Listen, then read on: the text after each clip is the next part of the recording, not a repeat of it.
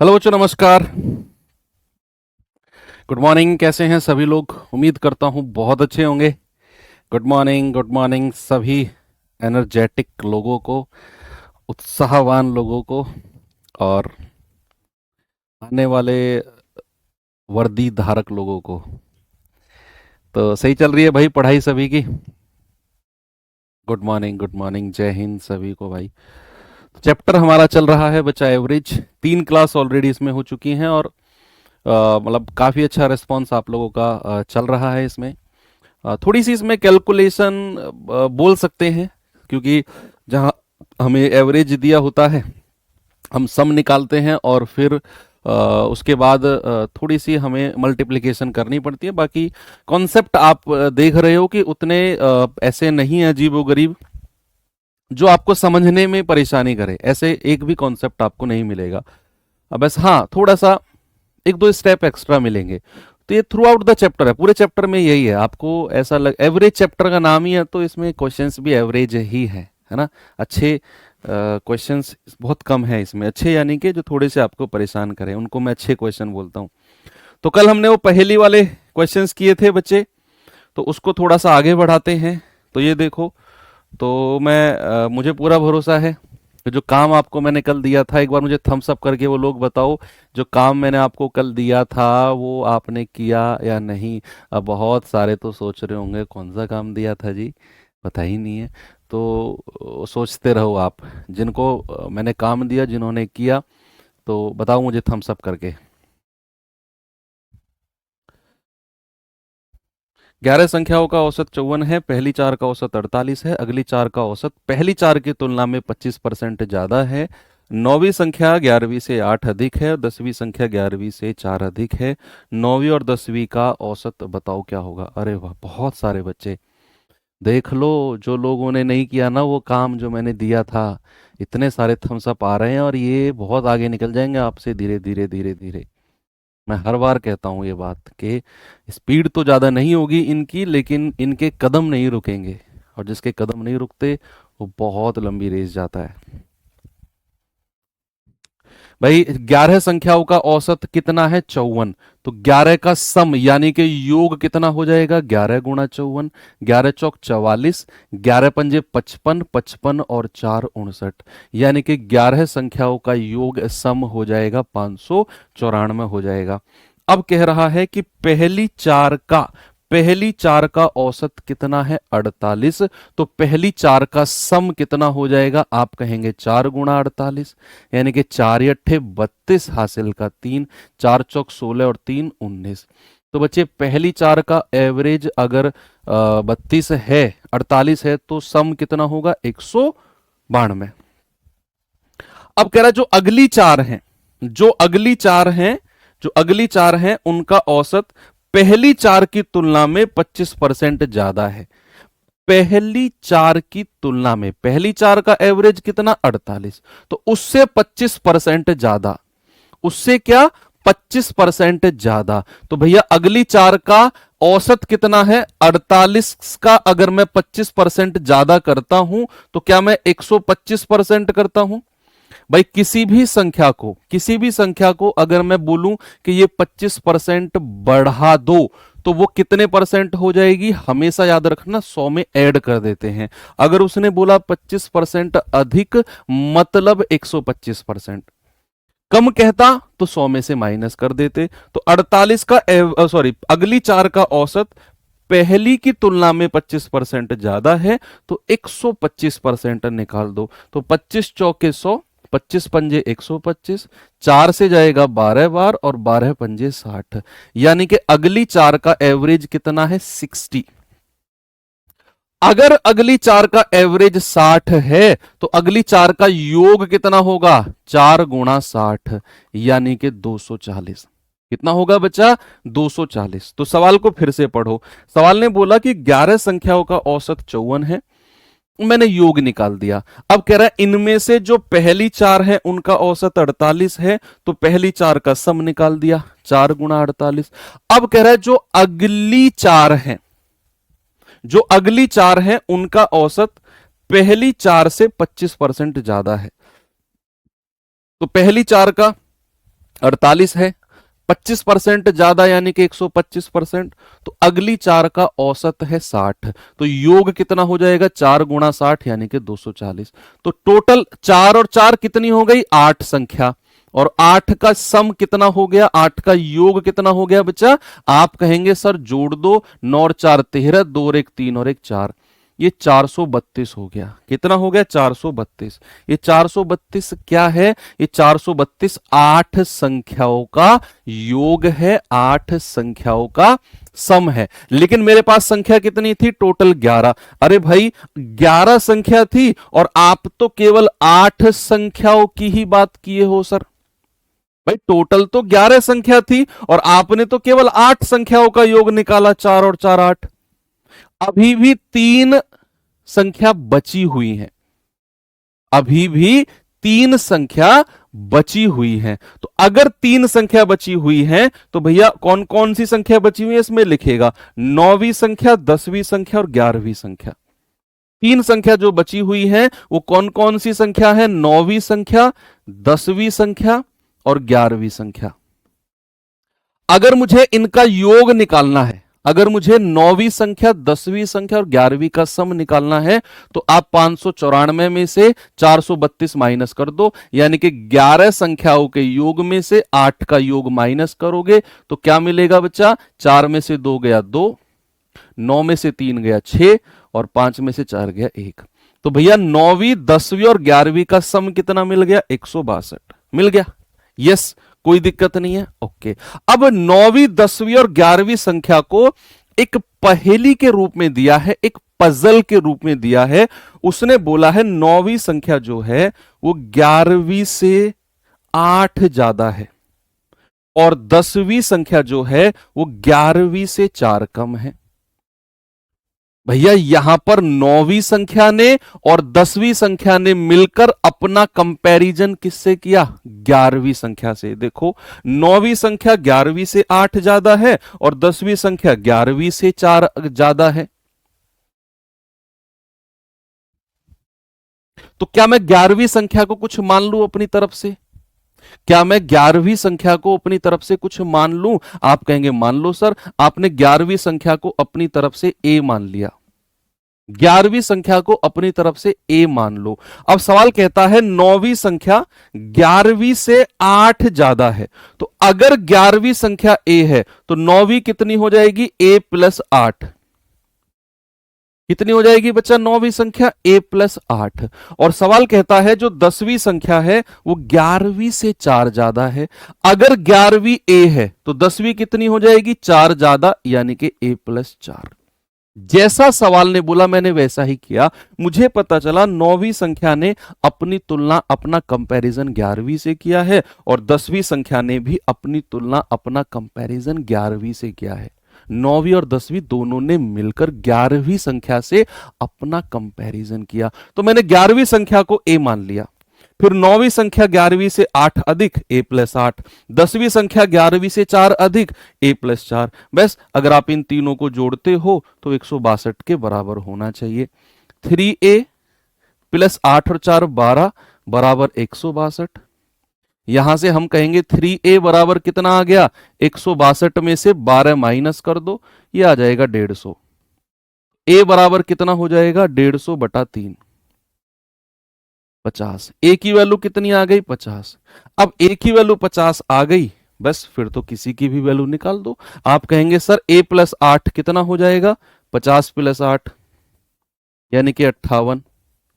ए plus 4 कितना हो जाएगा, ए प्लस 4 50 प्लस 4 यानी कि 54। और ए तो फिर हमारा 50 है ही है। अब आपसे उसने क्या बोला है कि भैया 9वीं और 10वीं का औसत, तो 9वीं कितनी है 58, 10वीं कितनी है 54। तो भैया 58 प्लस 54 बटा 2, कितना आंसर आ जाएगा, 8 4 12, 5 5 10 और 11 बटा 2। आप कहेंगे सर 56।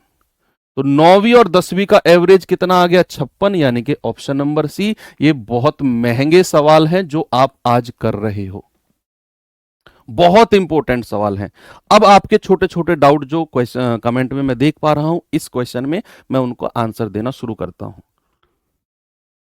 छोटे छोटे इसी क्वेश्चन में जो आपके छोटे छोटे डाउट है कि जी ये कैसे आया वो कैसे आया, मैं आपको उनके आंसर देता हूं। एक बच्चा कह रहा है 162 कैसे आया, कौन सा? देखो 11 का टोटल संख्या एवरेज 55 था, 594 आ गया। मैं पूरा क्वेश्चन रिपीट कर रहा हूं। चार, अब कह रहा है इन्हीं 11 में से जो पहली चार हैं उनका औसत 48, तो योग आ गया 192। अब कह रहा है अगली जो चार हैं उनका औसत पहली चार की तुलना में 25% ज्यादा है। पहले मुझे एक बात बताओ, पहली चार का औसत कितना है? 48। अगर कोई सवाल कहता है कि 10% ज्यादा, 10% ज्यादा, तो हमेशा याद रखना आपको 100 में 10 जोड़ देना है, आपको 110% निकालना है। मान लो आपसे कोई कह दे 10% कम, तो आपने क्या करना है? 100 में से 10 माइनस कर देना है, 90% निकालना है। आपसे कोई कह दे 25% ज्यादा, तो आपने क्या करना है? 100 में 25 जोड़ देना है, 125% निकालना है। और परसेंट का मतलब होता है बटा 100। किसी भी संख्या के साथ अगर ये परसेंट का साइन लग रहा है उसका मतलब होता है बटा 100। तो पहली चार का औसत कितना है? 48। तो कह रहा है, सवाल कह रहा है कि उससे 25% ज्यादा, तो 25% ज्यादा यानी कि 125% निकाल दो, 125 बटा 100, तो ये आपका 60 आया। कैलकुलेशन हमने की तो हमें 60 मिल गया। तो 60 तो ऐसे आया कि अगली चार का औसत कितना आ गया? 60। तो योग कितना आएगा? 4 गुणा 60 240। तो टोटल 4 और 4 8 का योग कितना हो गया? इन दोनों को जोड़ा 432। तीन संख्या बच गई, 9वीं 10वीं और 11वीं। टोटल 11 थी, 8 का योग निकाल दिया मैंने। तीन संख्या बच गई, उनका योग अगर चाहिए तो भैया 594 में से 432 माइनस कर दो, आपको 162 मिल जाएगा। अब बस तीन संख्याओं को पहेली के रूप में सॉल्व किया और आगे सब कुछ आपके सामने है। ठीक है, आगे चलते हैं। सवाल नंबर नेक्स्ट। एक और सवाल कराता हूं आपको ऐसा ही, चला जरा देखेंगे।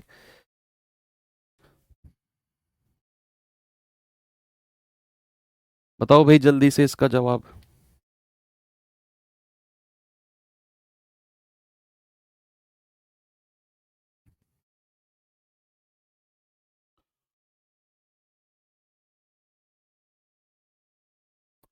चलिए,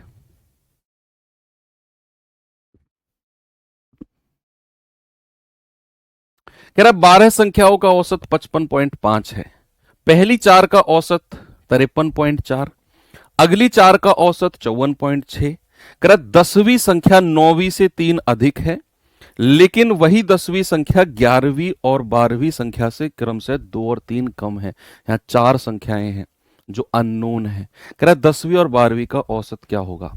बहुत अच्छा सवाल है, ये पजल है। देखो यहां से लेकर और यहां तक पूरी की पूरी कंप्लीट एक पहेली है, कंप्लीट एक पजल है जिसको आपने सॉल्व करना है। ये पहेली, ये पजल को सॉल्व किए बिना ये सवाल होगा ही नहीं, इम्पॉसिबल। आपको ये यहां से लेकर यहां तक के सवाल में जो पजल दी हुई है, 9वीं 10वीं 11वीं और 12वीं चार संख्याओं का जिक्र किया है कि 10वीं संख्या 9वीं से 3 अधिक, 11वीं और 12वीं से 2 और 3 कम। तो चार संख्याओं का जिक्र हो गया ना, 9वीं 10वीं 11वीं और 12वीं चार संख्याओं का जिक्र किया है पहेली में। तो आपको चार संख्याओं का रिलेशन निकालना है। सर इतना हार्ड नहीं आएगा सुनील भाई, अगर इतना हार्ड नहीं आएगा तो आप इस 5 मिनट के लिए बाहर पानी पी के आओ, थोड़ा सा फ्रेश होके आओ, तब तक मैं दो एक क्वेश्चन करा लेता हूं, ठीक है? फिर आप अगले टाइप से जुड़ जाना। भाई कह रहा है 12 संख्याओं का औसत 55.5 है, तो 12 का योग कितना हो जाएगा? 12 गुणा 55.5। ठीक है, तो आ जाएगा 12 पंजे 60, जीरो हासिल का 6, 12 पंजे 60 और 6 66, हासिल का 6, 12 पंजे 60 और 6 66। ठीक है, ये पॉइंट था, ये पॉइंट लगा दिया। पॉइंट जीरो का कोई महत्व नहीं होता, हटा दो।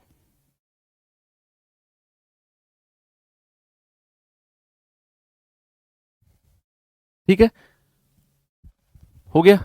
अब ये तो टोटल 12 संख्याओं का योग आ गया। अब कह रहा है कि पहली चार का औसत 53.4 है। पहली चार का औसत, पहली चार का औसत 53.4 है, तो पहली चार का योग कितना हो जाएगा? 53.4 गुणा 4, 4 चौके 16 हासिल का 1, 4 तिया 12 और 1 13 हासिल का 1, 4 पंजे 20 और 1 21, 213.6। 213.6।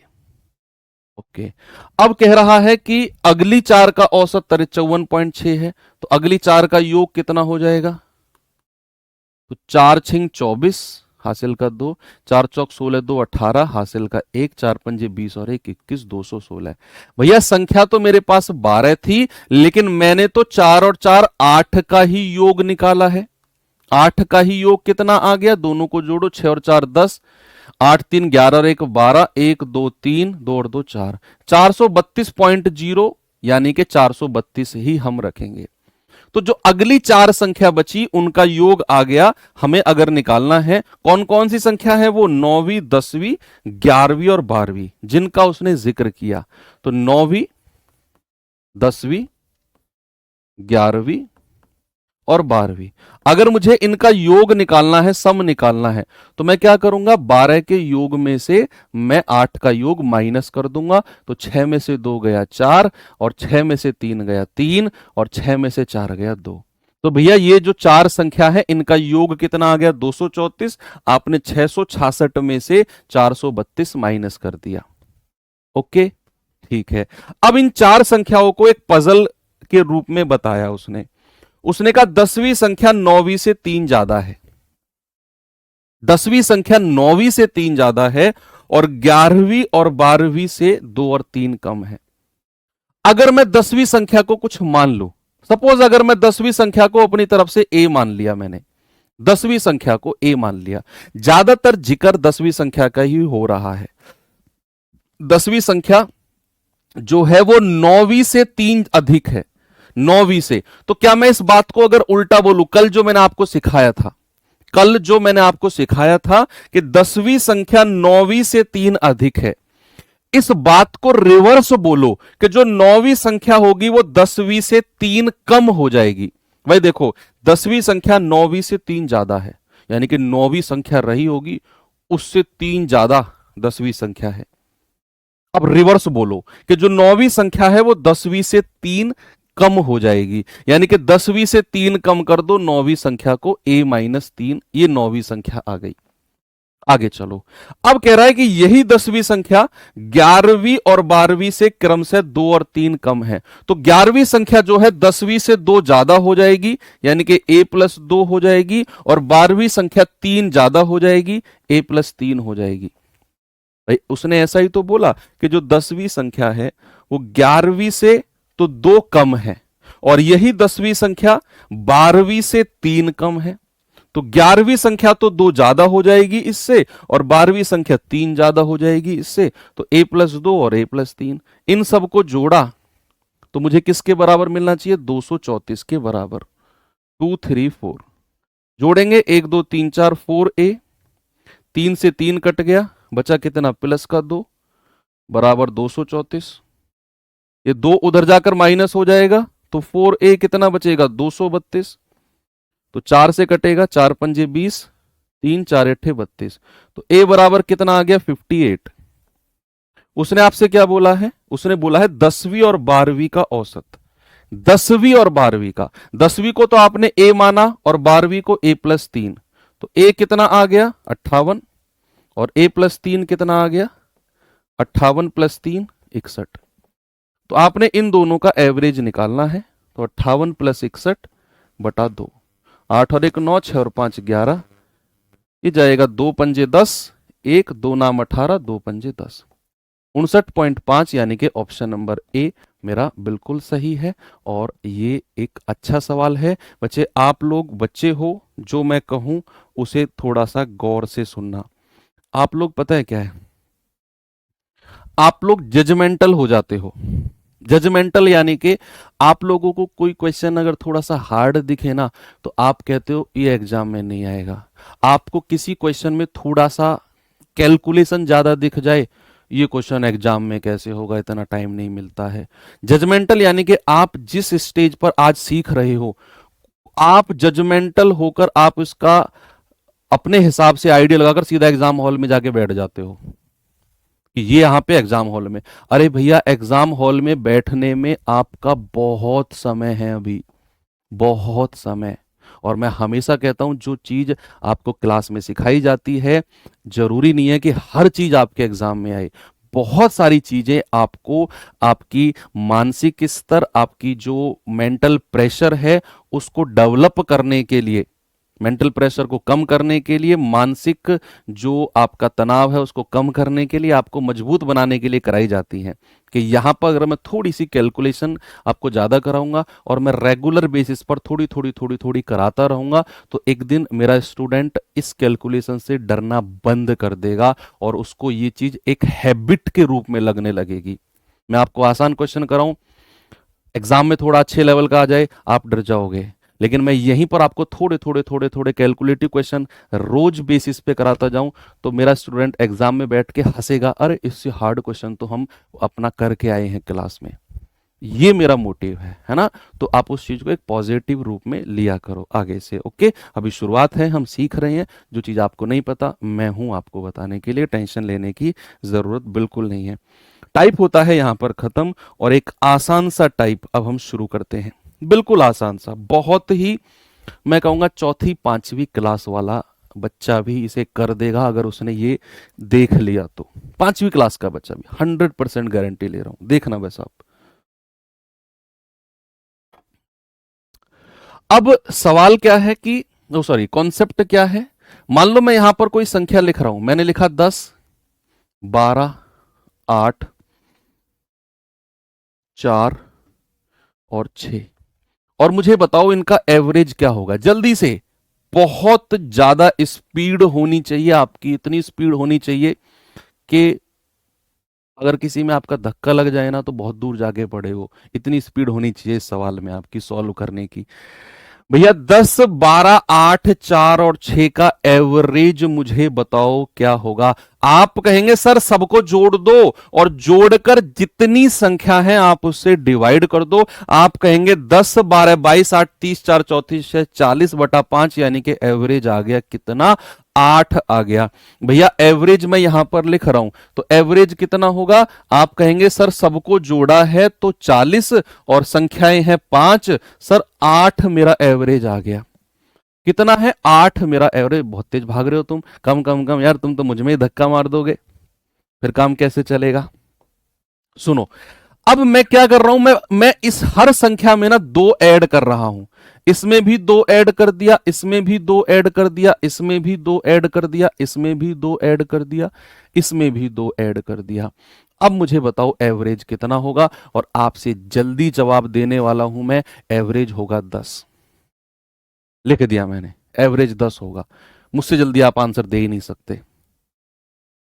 आप करके देखो सॉल्व, पता है आप कैसे करोगे। आप करोगे सर हर संख्या में 2 जोड़ेंगे तो 10 और 2 12, 12 और 2 14, 8 2 10, 4 2 6, 6 और 2 8। अब जरा जोड़ना, 12 14 26 10 36 6 42 और 8 50। भाई योग आ गया 50, संख्या 5 है। भैया देख लो 10 आ गया। कितना आ गया, 10। मैंने कहा ओके। अब एक काम करो, जो ओरिजिनल संख्या थी, एक तो कंडीशन आपने ये लगाई, अब मैं दूसरी कंडीशन लगा रहा हूं। आप हर संख्या में से 3 3 माइनस कर दो, हर संख्या में से।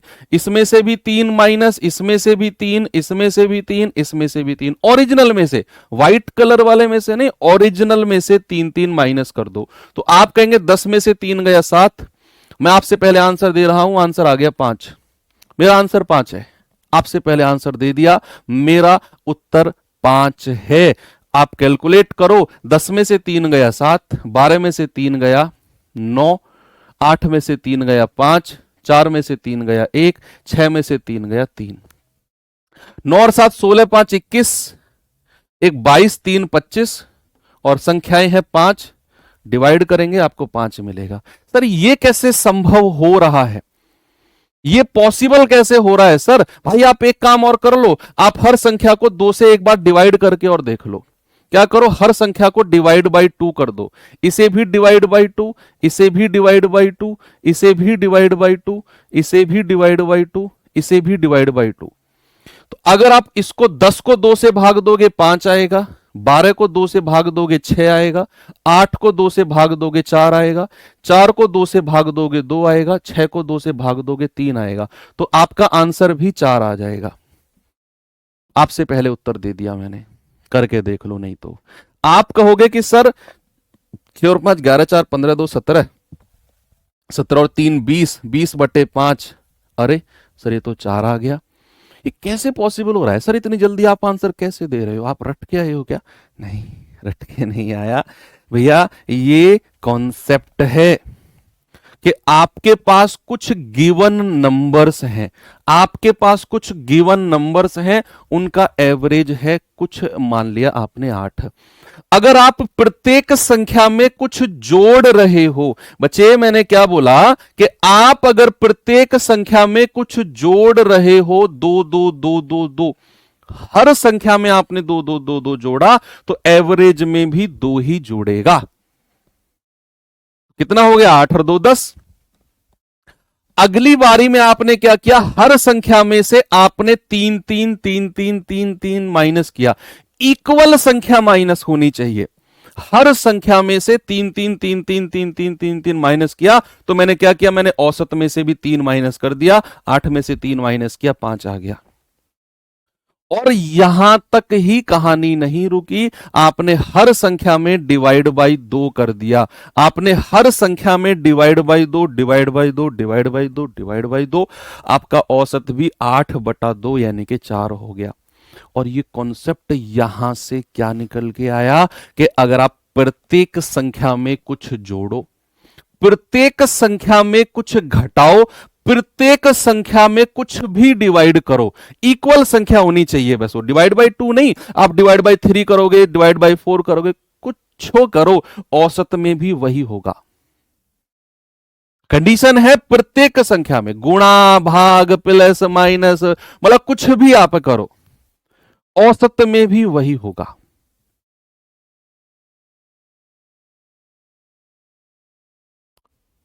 ओके, औसत में भी वही होगा। गुणा करोगे तब भी आएगा, आप गुणा कर लो, आप 2 से गुणा कर लो, इसको इसको इसको इसको। आपके पास रफ कॉपी है, पेन है, आप करो ना यार, मुझसे क्यों इतना काम कराते हो तुम? गुणा कर लो, आंसर भी 8 दूनी 16 हो जाएगा। गुणा 2 करोगे, अलग अलग नंबर घटाने पर नहीं, फिर वो कॉन्सेप्ट नहीं रहेगा, वो कॉन्सेप्ट नहीं रहेगा। आप कह रहे हो सर अलग अलग नंबर जोड़ें, तो फिर वो कॉन्सेप्ट नहीं है। कॉन्सेप्ट जो मैं कह रहा हूं वो यही कॉन्सेप्ट है कि प्रत्येक संख्या में अगर बराबर संख्या जोड़ते हो, औसत में भी जुड़ेगी, गुणा करते हो औसत में भी गुणा होगी, माइनस करते हो औसत में भी माइनस होगी, भाग करते हो औसत में भी भाग होगा। अब अगर मैं इस बात को थोड़ा रिवर्स बोलूं, देखो ये सीधी सीधी बात आपको समझ में आ गई, इसके ऊपर बहुत आसान क्वेश्चन है, मैं आपको 4 4 करा देता हूं, 2 2 3 3 क्वेश्चन। लेकिन इस बात को रिवर्स भी हमें सीखना है, और जैसे ही आप इस बात का रिवर्स सीखोगे, औसत चैप्टर के जो बचे हुए टाइप्स है ना, बचे हुए जो जितने भी टाइप्स बचे हुए हैं औसत चैप्टर के सारे एक चुटकी में थेनोस की तरह सीख जाओगे आप। इस बात को बस उल्टा अगर आपने सीख लिया, आपके दिमाग में सीधी बात समझ में आ गई कि हर संख्या में जोड़ा, औसत में जुड़ गया, गुणा किया, औसत में गुणा हो गया, माइनस किया, औसत में माइनस हो गया, डिवाइड किया, औसत में माइनस हो गया। रिवर्स एक बार हमने ये बात सीखी, सीखेंगे बहुत डिटेल में सीखेंगे, लेकिन पहले इसके ऊपर क्वेश्चन कर लेते हैं। जल्दी से मुझे इसका आंसर बता दो, जल्दी से आप बच्चा आंसर बताएंगे मुझे।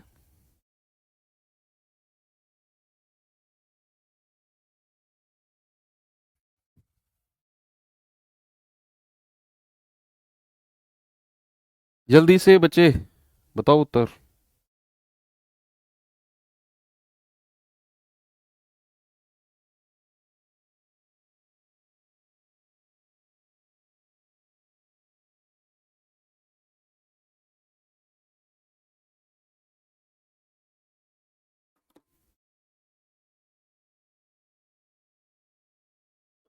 Very good.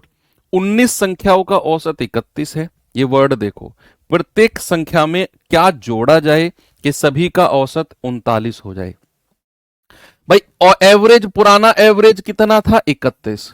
नया एवरेज कितना हो गया? 39। यानी कि औसत कितना बढ़ा है? औसत बढ़ा है 8। अब ऐसा सोचो, अगर औसत 8 बढ़ा, तो अब हम रिवर्स सीखेंगे। ये क्वेश्चन, पहला ही क्वेश्चन रिवर्स का आ गया, पहले हम रिवर्स सीखते हैं।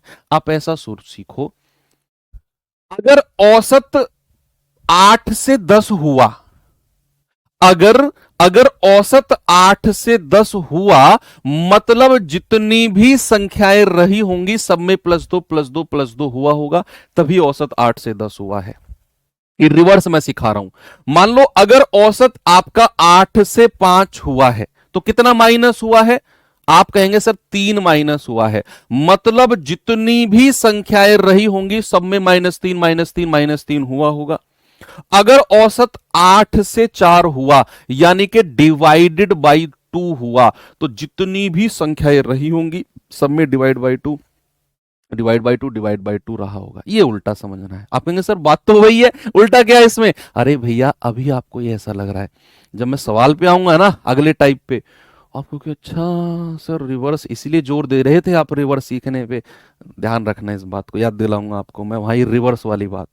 अभी फिलहाल इस पे आ जाओ कि भैया औसत 31 से कह रहा है क्या संख्या प्रत्येक में जोड़ा जाए कि औसत 39 हो जाए। भैया औसत हमारा 8 प्लस हुआ, मतलब प्रत्येक संख्या भी +8 +8 +8 +8 +8 हुई होगी, तो हमारा आंसर आ गया ऑप्शन नंबर ए। तो हम कहेंगे प्रत्येक संख्या भी क्या हुई है? प्रत्येक संख्या भी +8 हुई है। ऑप्शन नंबर ए हमारा बिल्कुल सही है। चले आगे, इस सवाल को बताओ जल्दी से।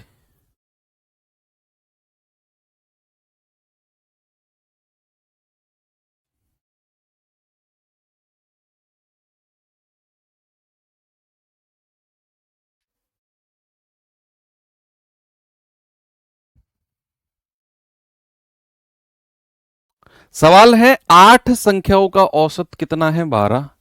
प्रत्येक संख्या में 2 की वृद्धि कर दी जाए तो नई संख्याओं का औसत। अरे भैया भैया पुराना औसत कितना है? 12। अगर प्रत्येक संख्या में 2 की वृद्धि कर रहा है तो नया औसत भी कितना हो जाएगा? प्लस का 2 होके कितना हो जाएगा? 12 और 2 14 हो जाएगा, नया औसत भी 14। आप कहेंगे वाह सर मजा आ गया, ऑप्शन नंबर डी। मैंने बोला था ना 5वीं क्लास का बच्चा भी कर लेगा। है ही क्या इसमें? कितना हो जाएगा? 14, क्योंकि उसने प्रत्येक संख्या में 2 जोड़ा, तो एवरेज भी 2 आपका प्लस हो गया। आगे बढ़ो, ये सवाल का जवाब बताओ।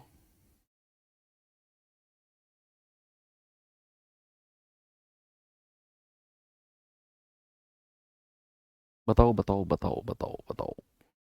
सवाल कह रहा है कि 10 संख्याओं का औसत 35 है, प्रत्येक संख्या में क्या घटा दिया जाए कि भैया नया औसत 27 हो जाए?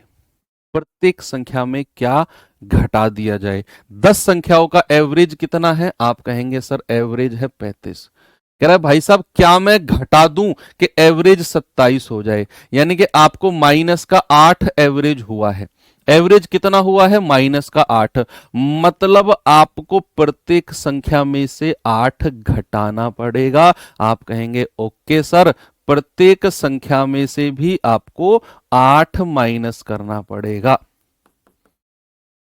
8 घटाना पड़ेगा।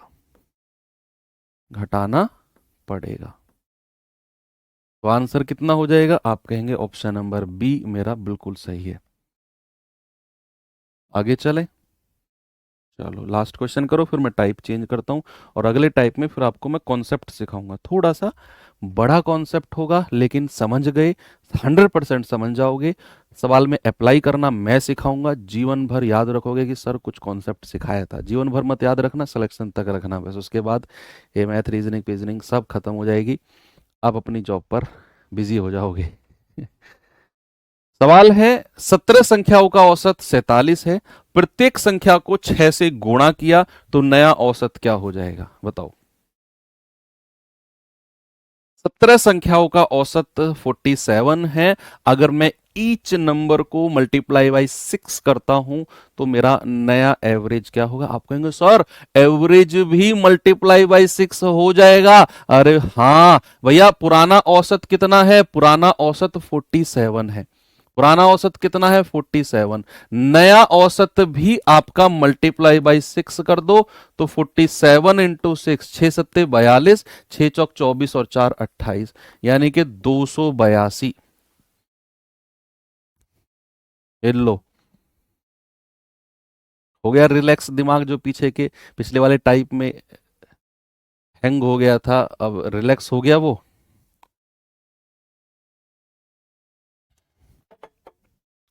आगे चलें? ठीक है।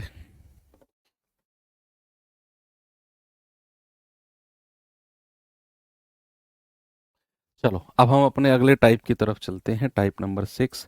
और टाइप नंबर 6 में आपको मैं कॉन्सेप्ट सिखाता हूँ।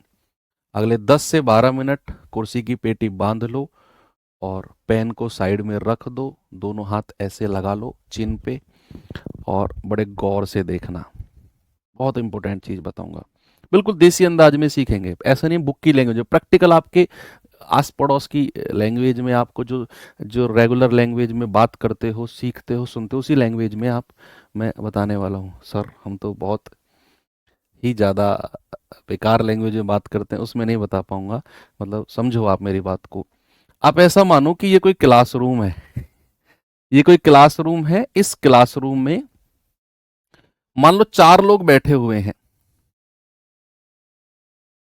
4 लोग बैठे हुए हैं, ये 4 लोग बैठे हुए हैं इस क्लासरूम में। ओके, अब हुआ क्या, यहां पर 3 केस बनते हैं, 3 केस बनते हैं। एक तो बनता है एंट्री का केस, एंट्री का, नीचे से लिखता हूं एंट्री का। एक बनता है, 2 केस बनते हैं सॉरी, एक बनता है एग्जिट का केस, तीसरा भी बनता है एग्जिट का, और एक बनता है रिप्लेसमेंट का, एक बनता है रिप्लेसमेंट का। एक बनता है एंट्री का केस, एक बनता है एग्जिट का केस, एक बनता है रिप्लेसमेंट का। अभी आपको लग रहा होगा सर ये क्या है, मैं बताता हूं। एंट्री का केस, एग्जिट का केस, रिप्लेसमेंट का, तीनों केस अलग अलग हम पढ़ेंगे भाई। इनका मतलब तो आप जानते हो ना, एंट्री मतलब क्लास में एंटर होना, एग्जिट मतलब क्लास से बाहर जाना, और रिप्लेसमेंट का मतलब क्या होता है, एक गया दूसरा आया। रिप्लेस यानी कि अगर आप दूसरे को रिप्लेस कर देते हो तो आप हट जाओगे उसकी जगह, वो बाहर निकल जाएगा, that is called replacement. 3 word, प्रतिस्थापन जिसको बोलते हैं। अब सबसे पहले एंट्री वाला, ये तीनों केस सीख लिए ना बच्चे, ये मानो आपका जितना भी चैप्टर एवरेज का बचा हुआ है शॉर्ट ट्रिक से सीख जाओगे। आपको पेन उठाने की भी जरूरत नहीं पड़ेगी, शॉर्ट ट्रिक से सीखोगे। एंट्री के केस में क्या है कि मान लो ये क्लास में 4 लोग बैठे हुए हैं, बाहर से एक बंदा क्लास में एंटर करता है, बाहर से क्या करता है, एक बंदा क्लास में एंटर करता है। अब मैंने बोला ये बंदा एंटर कर रहा है भाई क्लास में, इनका एवरेज मैं कुछ मान लेता हूं, इनका एवरेज वजन, एवरेज वजन मैंने मान लिया, सपोज दैट ए मान लो, इनका एवरेज वजन क्या है, इनका एवरेज वजन है ए। अब आप मुझे बताओ कि एंट्री वाले केस में एक बंदा एंट्री करके गया, अब इसमें एंट्री वाले में भी 2 केस बनेंगे। अगर ये ए से ज्यादा वजन लेके गया है, ए से ज्यादा वजन लेके गया, और दूसरा केस बनेगा ए से कम वजन, ए से कम वजन यानी कि औसत से ज्यादा और औसत से कम। अब आप प्रैक्टिकल सोचो, ये तो मैंने ड्राइंग बना दी, अब मैं आपको प्रैक्टिकली बताता हूं। क्लास में 4 लोग बैठे हुए हैं, मान लो उनका औसत वजन 40 किलो है। अब एक बंदा दौड़ता दौड़ता, पांचवा बंदा क्लास में एंट्री कर गया और वो 70 किलो का है। भाई हमारी क्लास में 4 लोग बैठे हुए हैं, मैं आप ये और ये 4 लोग बैठे हुए हैं, हमारा औसत वजन 40 किलो है। अब एक पांचवा बंदा गेट से एंट्री किया, मास्टर टीचर को मान लो या कोई और बंदा आया और उसका 70 किलो वजन है। आप मुझे बताओ अगर वो औसत हमारा 40 था, वो 70 किलो का आया है, तो हमारा औसत ओवरऑल 5 लोगों का बढ़ेगा या कम होगा या एज इट इज रहेगा, बताओ। आप मुझे जितना पूछ रहा हूं उतना बताओ, ज्यादा दिमाग मत लगाओ। मैं जो पूछ रहा हूं, हमारा औसत वजन 4 लोगों का 40 किलो है पूरी क्लास का, बाहर से बंदा आया 70 किलो का, हमारे औसत से ज्यादा लेकर आया, तो हमारा ओवरऑल वजन 110 नहीं होगा। अरे गलत, बस ये बता दो कितना होगा, मैं कह रहा हूं एक्स्ट्रा दिमाग लगाओ मत। आप ये बताओ 40 से ज्यादा वजन लेकर आया तो औसत बढ़ेगा या कम होगा, बस इस बात का जवाब बताओ कितना होगा, वो आप अभी दिमाग लगाओ ही मत। आप कहोगे सर इंक्रीज होगा, क्योंकि हमारा औसत से ज्यादा लेकर आ रहा है ना, तो भैया इंक्रीज होगा। हमारे औसत से ज्यादा लेके आ रहा है तो ओवरऑल एवरेज हम कहेंगे, ओवरऑल एवरेज इंक्रीज होगा, बढ़ेगा, बढ़ेगा। भैया अब दूसरा केस, मान लो हमारी क्लास का वजन है कितना, 40 किलो। अब एक बंदा पांचवा बाहर गेट से एंट्री करता है हमारी क्लास में, वो 20 किलो का है बस। हमारा एवरेज था 40 किलो और जो बाहर से पांचवें बंदे ने एंट्री की वो 20 किलो का है बस। तो बताओ ओवरऑल बढ़ेगा या घटेगा? आप कहेंगे सर 40 किलो हमारा वजन है ना, और अगर वो 20 किलो का आता है, सर हमारा वजन तो घट जाएगा, हमारे औसत से कम वजन लेके आ रहा है वो। तो अगर औसत से कम वजन लेकर आएगा तो बच्चे याद रखना, ओवरऑल क्या होगा, घटेगा, डिक्रीज होगा। ओवरऑल क्या होगा, ये फील करना, याद नहीं करना आपको, ये फील करना है, इसलिए मैं एग्जांपल देके समझा रहा हूं आपको। फील करोगे लंबे समय तक दिमाग में रहेगा कि एक बंदा बाहर से आया, ऐसे दिमाग में मूवी चलनी चाहिए। उसका वजन 70 किलो है और हमारे वजन से ज्यादा भारी भरकम आ रहा है, यार हमारा एवरेज तो बढ़ जाएगा। अगर एक 20 किलो का ही आ रहा है, हमारा वजन घट जाएगा। और तीसरा केस, मान लो अगर कोई 40 किलो का ही आ गया, हमारा औसत था 40 किलो, और मान लो अगर कोई 40 किलो का ही आकर बैठ गया, तो औसत पर कोई प्रभाव नहीं पड़ेगा, नो इफेक्ट। औसत जितना वजन लेके आ रहा है कोई प्रभाव नहीं पड़ेगा। तो एंट्री का केस आपको क्लियर हो गया। ये एंट्री का केस है कि अगर औसत से ज्यादा वजन लेके आ रहा है, हमेशा याद रखो, बुक की लैंग्वेज में बता रहा हूं, अगर औसत से ज्यादा वजन लेके आ रहा है, औसत बढ़ेगा हमेशा। औसत से कम वजन लेके आ रहा है, औसत हमेशा घटेगा। औसत जितना वजन लेके आ रहा है तो औसत पर कोई प्रभाव नहीं पड़ेगा। ठीक है, ये एंट्री का केस है। एग्जिट का केस क्या है? एग्जिट का केस भी देख लो। ये चार लोग ही हैं। ये क्या है? ये चार लोग ही हैं, और ये चार लोग में से एक बंदा बाहर जाता है। एक बंदा बाहर जाता है, एग्जिट कर गया गुस्से में, भाई लड़ाई हो गई तो जा रहा है वो छोड़ के, एग्जिट कर रहा है, उसकी लड़ाई हो गई। अब एवरेज कितना था? 40। इसमें भी दो केस बनते हैं, इसमें भी दो केस बनते हैं। औसत से ज्यादा लेके जा रहा है, औसत से ज्यादा लेके जा रहा है, और दूसरा केस औसत से कम,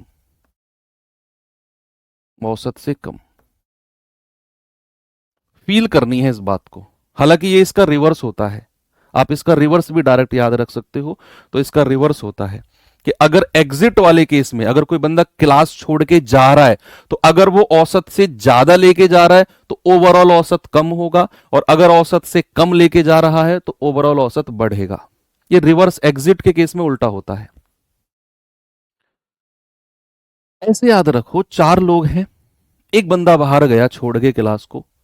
40 किलो औसत था हमारी क्लास का, कि 40 किलो का एवरेज वजन है पूरी क्लास का। अब ये बंदा 50 किलो का है जो जा रहा है, 50 किलो का, यानी कि हमारे औसत से 10 किलो वजन एक्स्ट्रा लेके जा रहा है, औसत से 10 किलो ज्यादा। तो भैया हमारा 10 किलो औसत में से कम हो गया तो हमारा ओवरऑल औसत घट जाएगा। अगर ये एवरेज से ज्यादा लेके जाना ना, आप ऐसा सोचो, हम क्लास में चार लोग बैठे हुए हैं, हमारे पास सबके पास 50-50 रुपए हैं, सबके पास, चारों लोगों के पास 50-50 रुपए हैं, औसत 50 रुपए हो गया, सबके पास 50-50, औसत 50 रुपए। अब एक बंदा क्लास में से बाहर गया, उसकी जेब में चेक किए गए 70 रुपए थे, उसकी जेब में 70 रुपए थे। 50 रुपए तो अपने और 20 रुपए हम पे से लेके गया है, वो हमसे वो 20 रुपए लेके गया है। तो हमारा औसत 50 रुपए हम सबके पास थे, एक बंदा गया 70 रुपए लेके गया, 20 रुपए ज्यादा, अब औसत से 20 रुपए ज्यादा। वो 20 रुपए किससे लेके गया होगा? हम तीनों से, जो हम बच गए हैं। तो हमारा 50 रुपए से कम हो जाएगा ना हमारे पास पैसा, क्योंकि हम उसको 20 रुपए दे चुके हैं तीनों मिलकर। तो अगर वो औसत से ज्यादा लेके जा रहा है ना, तो ओवरऑल एवरेज घटेगा।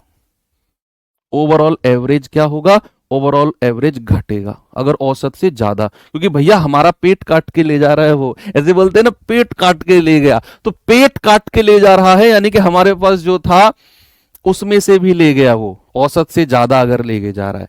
और अगर औसत से कम लेके जा रहा है तो ऐसे मानो कि हम 4 लोग बैठे हुए हैं, सबके पास 50-50 रुपए हैं, एक बंदा 10 रुपए लेके गया, 40 रुपए छोड़ गया क्लास में, ले आपस में बांट लेना गरीबो, ऐसे हमसे बोल गया वो।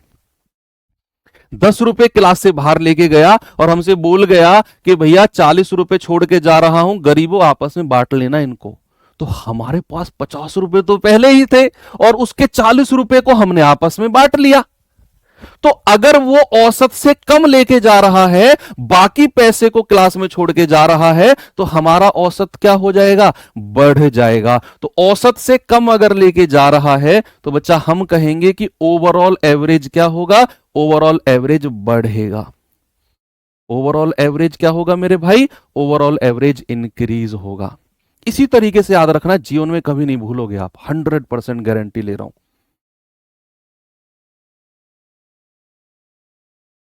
ठीक है, बात क्लियर है इतना। अब तीसरा केस, एंट्री एग्जिट का केस बिल्कुल क्लियर है ना आपको, एक बार 2-3 बार इसको रिवाइज करेंगे ना, और रटना मत, बस प्लीज मेरी रिक्वेस्ट है, रटना मत, रटोगे तो सवाल नहीं कर पाओगे आप। जो एग्जाम्पल से मैं समझा रहा हूं उसी एग्जाम्पल से समझना है आपने। अब रिप्लेसमेंट के केस पे आ जाओ। रिप्लेसमेंट के केस पे यानी कि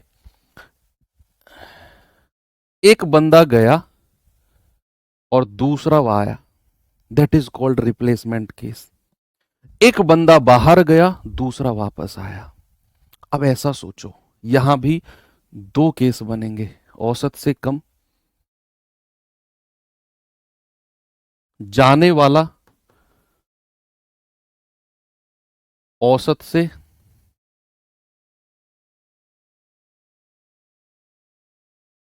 कम है, और आने वाला, या फिर ऐसा समझो,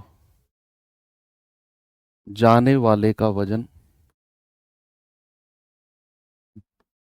आने वाले से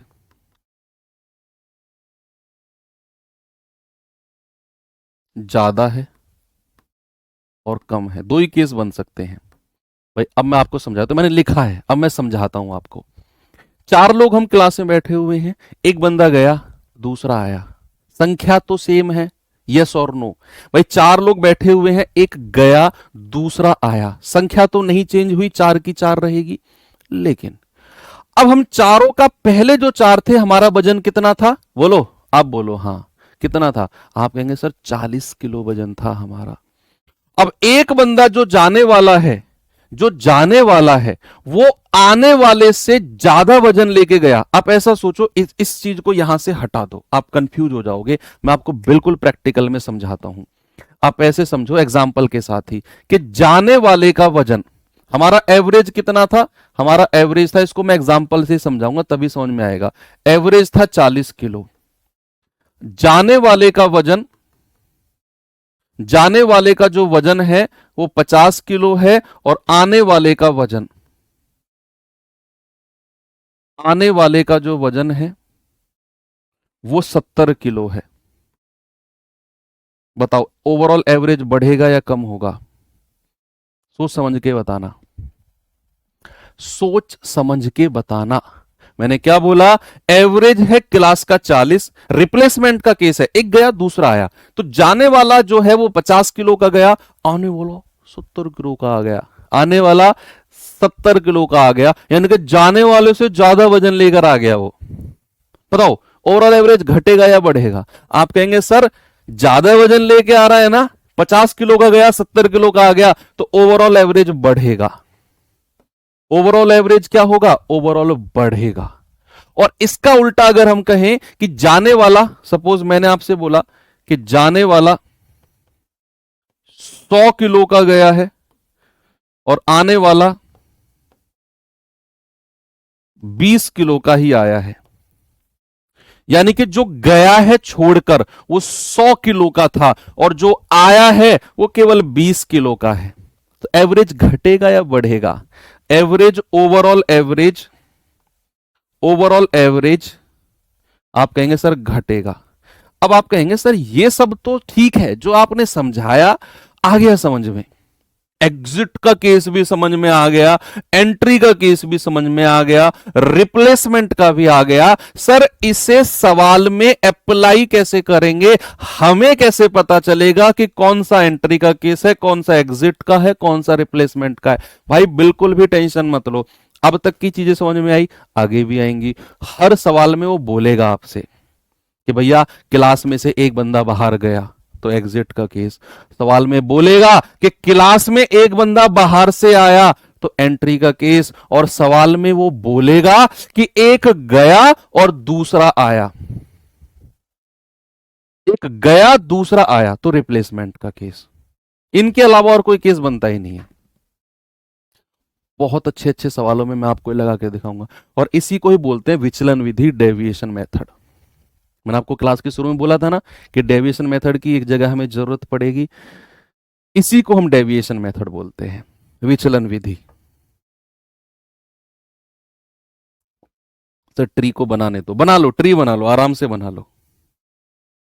क्वेश्चन हम कल ही करेंगे इसके ऊपर, ठीक है? आज तो मुझे बस आपको समझाना था, कल ही करेंगे। आपको ये ट्री रटना नहीं है प्लीज, चाहे आपको वीडियो दोबारा देखनी पड़े, आपको बेशक वीडियो दोबारा देखनी पड़े, पर प्लीज आप इसको उसी तरीके से समझना जिस तरीके से मैंने आपको समझाया है। आप रटोगे एक तरफ से कॉपी में लिखकर तो कोई फायदा नहीं होगा, सवाल में फिर अटक जाओगे।